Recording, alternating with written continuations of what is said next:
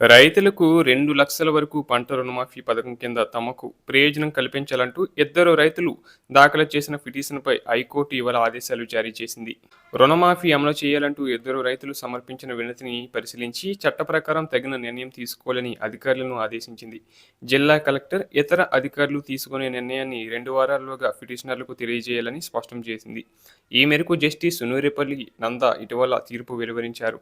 కరీంనగర్ జిల్లా మనకొండూరు మండలం చెంజర్ల గ్రామానికి చెందిన సన్నకారు రైతులు పెట్టం సాదయ్య, ఏకుల శ్రీనివాస్ ఈ పిటిషన్ దాఖలు చేశారు. తమకు రుణమాఫీ పథకం కింద ప్రయోజనం కల్పించాలని కోరుచూ వారు 2026 జూలై 7న సంబంధిత అధికారులకు వినతి పత్రాలు సమర్పించారు.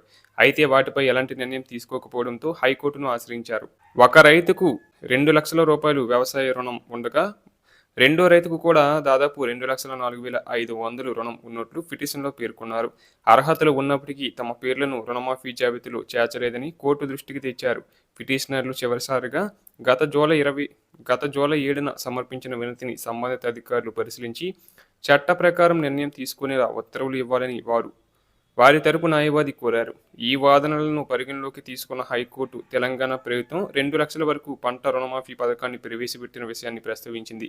పిటిషనర్లు జూలై 7న చెంజర్ల గ్రామ వ్యవసాయ అధికారికి సమర్పించిన వినతిపై ఎలాంటి చర్యలు తీసుకోకపోవడంతో వాటిని ప్రభుత్వం పరిశీలించి చట్ట ప్రకారం చర్యలు తీసుకోవాలని ఆదేశించింది. పిటిషనర్లు తమ వినతిలో పేర్కొన్న రుణమాఫీ ప్రయోజనాలపై ఉన్న ఫిర్యాదును ప్రతివాదులైన ఆర్థిక శాఖ ముఖ్య కార్యదర్శి, జిల్లా కలెక్టర్ ఇతరులు పరిశీలించి చట్టానికి అనుగుణంగా తగిన ఉత్తర్వులు జారీ చేయాలని హైకోర్టు ఈ నెల 13న తీర్పిచ్చింది. ఈ ఉత్తర్వులు కాపీ అందిన తేదీ నుంచి 2 వారాల్లోగా నిర్ణయం తీసుకొని ఈ నిర్ణయాన్ని పిటిషనర్లకు తెలియజేయాలని స్పష్టం చేసింది.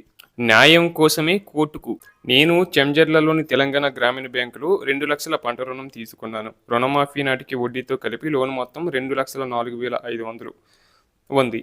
2,00,000 కంటి పైన ఉన్న మొత్తానికి బ్యాంకులో చెల్లిస్తే రుణమాఫీ చేస్తామని అప్పుడు ప్రభుత్వం ప్రకటించింది. నేను బ్యాంకుకు వెళ్లి అడిగితే లేదు, రుణమాఫీ అయిన తర్వాతనే చెల్లించుకోవచ్చునని బ్యాంకు అధికారులు చెప్పారు.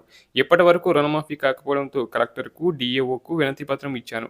విధి లేక కోర్టును ఆశ్రయించానని పెట్టం సాదయ్య పిటిషనర్ ఆవేదన వ్యక్తం చేశారు.